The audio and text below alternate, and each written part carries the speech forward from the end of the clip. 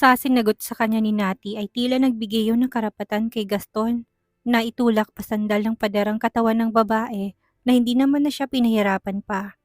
Inilagay na niya ang isang kamay nito sa itaas ng ulo ni Nati at isinalikop doon ang isa pa niyang palad.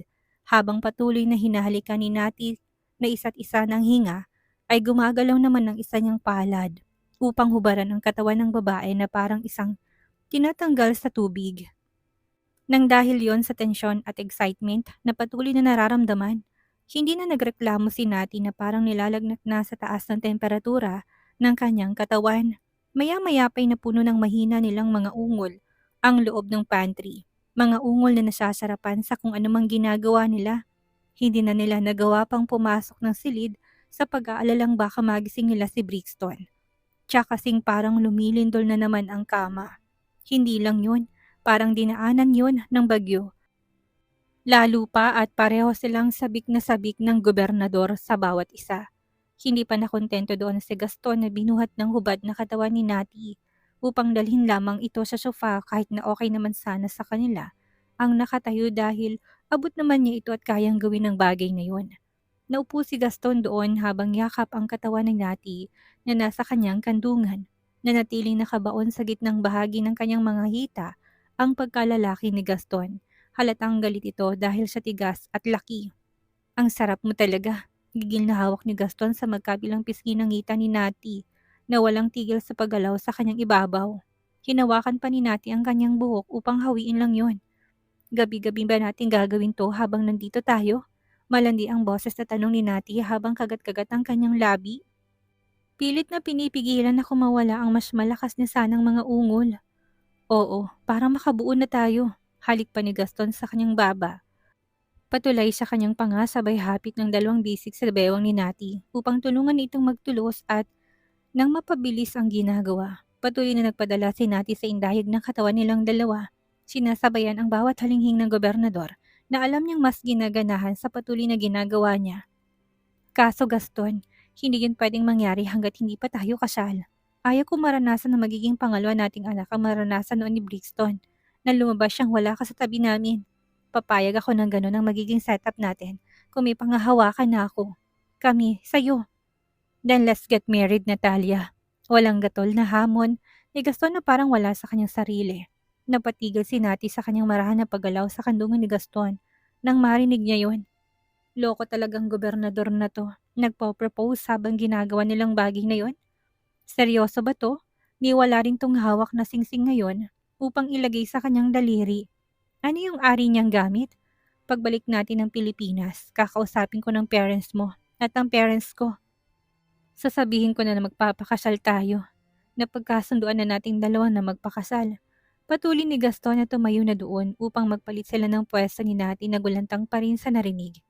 Hindi pwedeng mabitin ng gobernador. Tinihiga niya si Nati sa sofa at siya naman ang kumubabaw.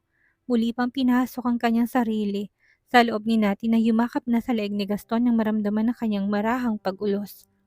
Hindi na maalis ang mga mata ni Nati sa lalaking nakangiti sa kanya at titig na titig din ngayon sa kanyang muka. Paanong trabaho mo? Busy ka? Paano rin ang posisyon mo? May ilang taon ka pang natitira? Sunod-sunod na sambit ni Nati nang maalalang dahilan nito at laman ng kanilang napag-usapan dati dito. Pwede naman ako magpasa ng resignation. Hindi naman yun gaanong big deal. Napaawang ng bibig ni Nati. Hindi ba at pinapaghintay siya nito ng 2 taon pa? Anong nangyari doon? Bakit biglang nagbagong takbo ng isipan ng gobernador? Tapos ngayon, madali na para dito na magsabi na magpapasa ng resignation? Hindi maintindihan ni Nati kung bakit sumakit doon ang puso niya kahit na dapat ay maging maligaya siya dahil nakuha niya ng buong kalooban ng gobernador. Marahil ay dahil alam niya na bago pa siya dumating sa buhay nito, gobernador na si Gaston noon. Hawak na nitong posisyon kung kaya nahihirapan itong bitawan siya.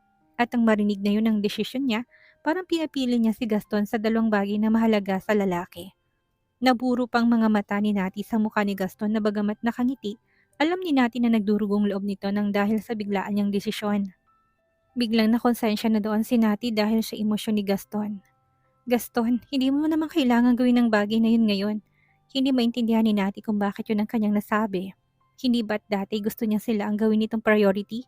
Tapos ngayon na nandyan na, bigla na lang siyang nag-alangan na gawin na yon. Napag-isip-isip ko na masyado na ako matanda. Gusto ko nang bumuo ng pamilya kasama ka. Gusto kong dagdagan ng ating anak at mag-focus na lang sa inyong mag-iina. Gusto kong magpakaama na. Gusto ko na kayong makasama ni Brixton kahit na hindi sa mansyon namin. Kahit na sa apartment lang natin. Yun ang gusto kong gawin. Masyado na ako matanda para aksayin ko pang oras ko sa politika. Saka mahabang panahon ang nailan ko upang maging public servant. Sa ngayon dapat kayo naman yun. Akmang magsasalita na sana si Nati upang kondinahin ang desisyon ng gobernador dahil daman niya ang lungkot sa boses ni Gaston nang pigilan siya nito sa pamamagitan ng bilis sa paggalaw sa kanyang ibabaw. Muling inilipad na kung saan ang kanyang wisyo na kulang na lang itumirik ang mga mata sa kakaibang sensasyong pinaparamdam nito sa kanya na wala na sa dila ang mga sasabihin niya. Tapusin na muna natin to na makapag-usap tayo ng maayos. Hingal na tura ni Gaston na mas bumilis ang galaw. Bigay todong sinagad niya yon hanggang sa maging siya ay mawala na sa kanyang sarili. Ilan sandali pa ay kapwa nila naabot ang sukdulan kasabay ng bahagyang malakas nilang mga ungol. Minuto lang ang lumipas at nagawa na nilang magsuot muli ng mga damit sa paghahanda sa hindi inasahang pagising ni Brixton. Bagamat nasa loob ng silid ay paniguradong narinig nito ang kanilang malakas na ingay. Magkayakap silang naupo sa sofa, nanatiling tahimik at nagpapakiramdaman kung sinong unang magsasalita. Tila inilipad ang isipan kung saan sila tumigil na mag-usap nang dahil sa intense na kaganapan. Ayaw mong pumasok ng silid at mahiga? Tanong ni Nati matapos na humugot ng ilang buntong hininga dahil hindi niya na alam kung saan sila magsisimulang muling mag-uusap. Sa huli, si Brixton na mahimbing pa rin ang natutulog. Gaya ng sinabi ko kanina, pwede ako mag-resign bilang gobernador, Nati. Ulit doon ni Gaston upang balikan ng naudlot nilang usapang dalawa kanina. Yun lang ang nakikita kong paraan ngayon. Walang imik na bumangon si Nati kung kaya naman bumangon na din si Gaston. Pilit niyang hinanap ang mga mata ni Nati na nanatiling mailap na tila ba ang lalim na kanyang iniisip ng dahil doon. Saan ka pupunta, Natalia? Nanatiling tahimik at nakatikom ang bibig ni Nati kahit pa alam niyang hinihintay ni Gaston ang magiging sagot niya. Dahil din sa pananahimik niya ay hindi na mapigilan pa ng gobernador na kabahan sa kilos ni Nati. Kilala niyang babae. Sasagot to sa kanyang katanungan. Hindi nito pipiliing manahimik na gaya ng ginagawa niya ngayon. Lilipat yan sa tabi mo. Gusto kong yakap tayo habang nag-uusap. Ikot na ni Nati sa gilid ng kama upang magtungo na sa tabi ni Gaston. Tumayo na doon ang gobernador upang bigyan siya ng daan na mahiga sa tabi ng kanilang anak.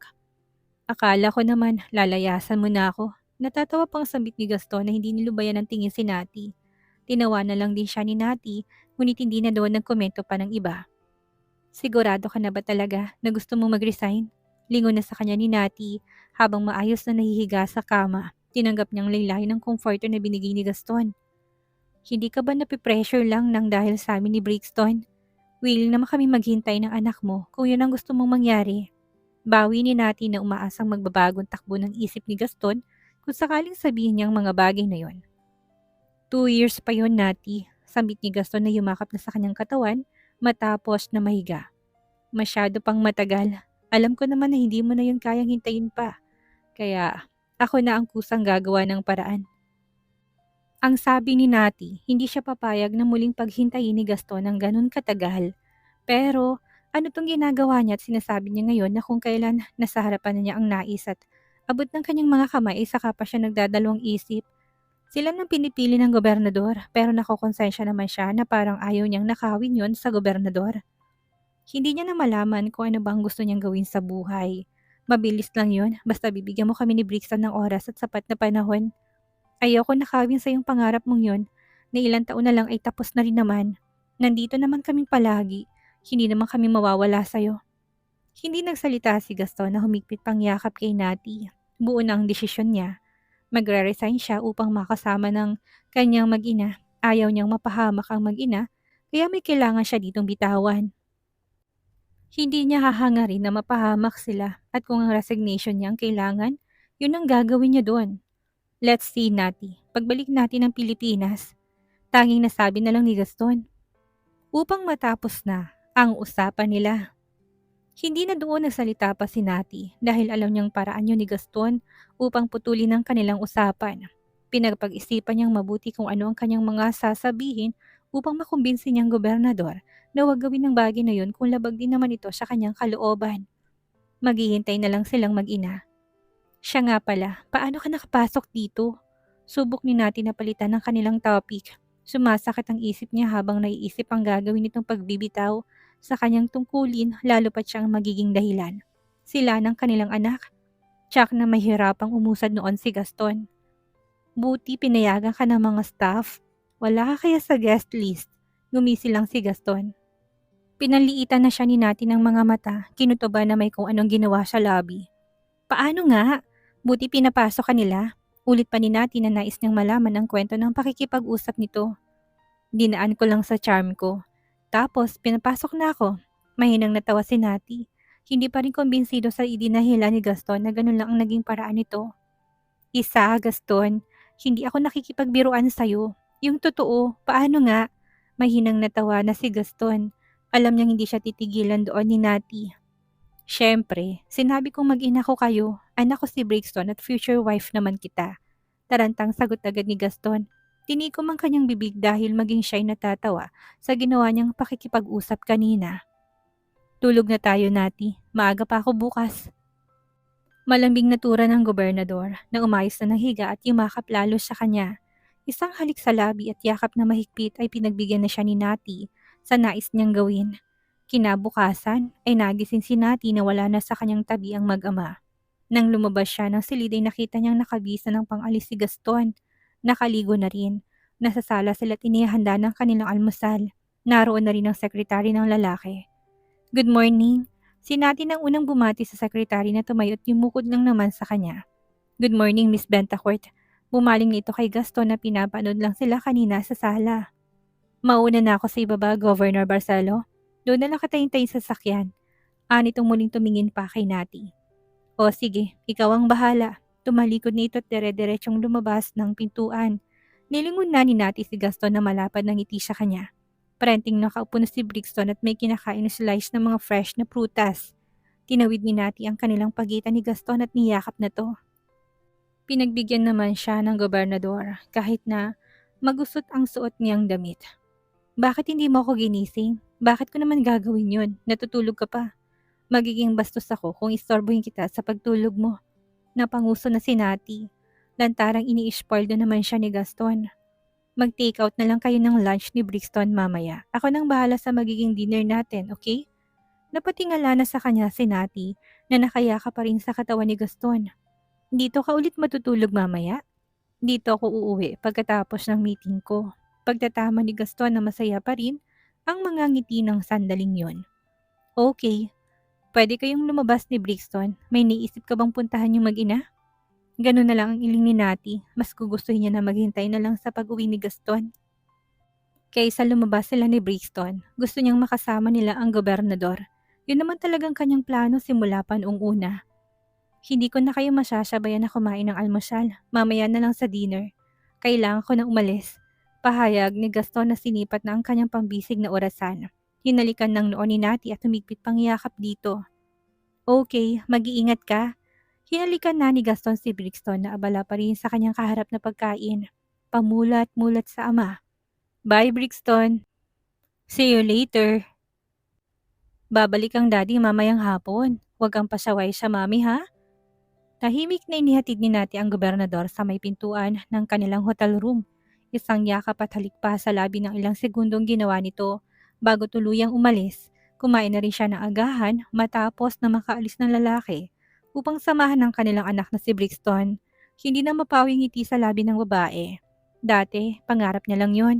Nasa imahinasyon niya lang ang ganitong bagay at pagkakataon. Ni hindi sumagi sa kanyang isipan, ni isang araw ay matutupad na mabuo silang tatlo. Hindi niya natuloy mahintay pa na makabalik sila sa Pilipinas at ipilit ni Gaston ang sinabi sa kanya. Matapos nilang kumain ay wala na silang ginawang mag-ina. Kung hindi ang humilata, nanood lang si Brixton ng cartoons na palabas sa TV, sa sala samantalang siya ay nakahiga naman sa sofa. Pana-scroll sa social media account. Napabangon siyang bigla nang makitang tumatawag ang kapatid niyang si Nick na marahil ay makikibalita. Kamusta kayong mag-ina dyan? Inayos din natin ang kanyang itsura bago binuksan ng camera ng video call. Hindi pa siya nakakaligo. Ayos naman, Kuya Nick. Nasa hotel room lang kami ni Brixton ngayon. Hindi pa kami lumalabas. Nagbabawi pa ng pagod sa biyahe. Baka bukas gagala na kami mag-ina upang sulitin ang panlilibre mo. Paliwanag niya upang hindi na ito mahirapan pang magtanong sa kanya ng kung ano-anong ginagawa nila. That's good. Mag-enjoy lang kayo dyan. Sulitin niyo na habang nandyan pa kayo. Oo naman, libre kaya. Salamat sa'yo ha. Halakak ni Nati dahil all expenses paid yung kanyang kapatid. You're welcome, Natalia. Deserve mo yan. Ano ka ba? Kulang pa nga yan. Nasaan si Brixton? Napalingon na sa kanyang anak na marinig ang boses ni Nick na hinahanap siya. Lumapit na ito at sumilip sa screen upang ipakita ang kanyang sarili sa tiyuhin. Lumapad ang ngiti ni Nick nang makita ito. Hi! Kaway pa ng munting kamay ng batang malakas lang na ikinatawa ni Nick. Hi, Brixton! Maganda ba dyan? Sinik sa'yo na marungis ang muka dahil halatang katatapos lang na kumain. Nakisilip na rin sa screen habang nakayakap sa leeg ni Nick. Sabihin mo sa akin, maganda? Sabi kasi ni Lolo nun sa akin, maganda raw dyan. Nilingon na nito ang ama. Daddy, punta rin tayo ng Italy. Okay, pupunta tayo doon kapag malaki ng baby brother mo. Muling humarap si Nick sa screen ng cellphone ng daddy niya. Daddy? Tanong ni Brixton na kumulit ang lot nilingon na sinati na napaayos ng upo sa sofa. Oo, sabi ng daddy mo yun sa akin dati. Pupunta rin kami dyan, narinig mo? Sabi ni daddy paglaki ng baby brother ko. Ani pa ni Nick na nagawa ng agawin ang phone sa amang naiiling lang ang ulo. Work? Nasa work, daddy. Turo pa ni Brixton sa pintuan ng kanilang hotel room. Narinig ni Nati ang malakas na hagikik ng kanyang hipag sa background na hindi niya alam kung siya bang pinagtatawanin nito dahil may alam siya sa bakasyon nila na kasamang tiyuhin nitong si Gaston o ano. Bigla tuloy siya noong na-conscious. Wala man itong sabihin ay bigla na lang siyang na-conscious bigla sa reaksyon nito na parang nang-aasar. Akmang tatanungin niya na ito nang makarinig na siya ng sigaw sa background na naging dahilan upang mabitawan ng anak nitong si Nixa ang phone ng ama. Nick, manganganak na yata ako.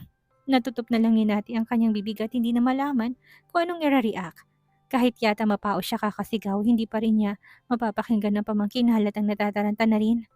Nixa, tawagin mong daddy, bilis. Okay, mommy, wait lang. Narinig na lang ni Nati ang malakas na iyak ni Nixa habang tinatawag ng kanyang ama. Doon na namatay ang tawag. Tinawagan na lang niyang ina at ibinalitang nangyari sa mag-anak ng kanyang kapatid sa mga sandaling yun. Yun lang ang kanyang tanging magagawa upang makatulong sa kanila. Ano? Manganganak na si Kriza? Tarantang tanong ng ginang ng pagkasagot nito yun ang kaagad ang sabihin niya. Kailan? Ngayon? Diyos ko, Gelier, manganganak na raw ang manugang natin. Sa tingin ko, mommy, tawagan niyo sila. Namatay ng tawag eh. Hindi naman na nila sinasagot. Biglang namatay ng tawag at hindi na mapalagi si Nati dahil hindi niya na nasundan pa. Hindi niya mapigilang balikan ang araw na nanganak si Krisa kay Nixa at nagkaroon ng malalang problemang mag-anak dahil kulang pa yun sa buwan. Pilit niyang kinalamay ang kanyang sarili kahit na nanginig na siya. Hindi na mauulit ang bagay na yon dahil sakto na sa buwan ang panganganak ng hipag niya ngayon. Kalma lang, Nati. Walang masamang mangyayari sa kanya. Kailangan mong kumalma. Kahit na anong kumbinsi ni Nati sa kanyang sarili ay hindi pa rin siya mapanatag. Nariyang yakapin ng anak na si Brixton, ngunit hindi naman yun nakakatulong sa kanyang nag-overthink na isipan. Alam niya na hindi siya mapapanatag hanggat hindi niya nalalamang nakapanganak na ang hipag at safe pareho sila ng pamangkin niya. Dumating na lang at last si Gaston galing sa kanyang meeting ay hindi pa rin magawang kumalma ng katawan at isipan ni Nati. Ibinalita niya yun kaagad kay Gaston na wala pa ring alam na manganganak na pala ang kanyang pamangkin sa Pilipinas. Wala naman sa kanya nagsabi.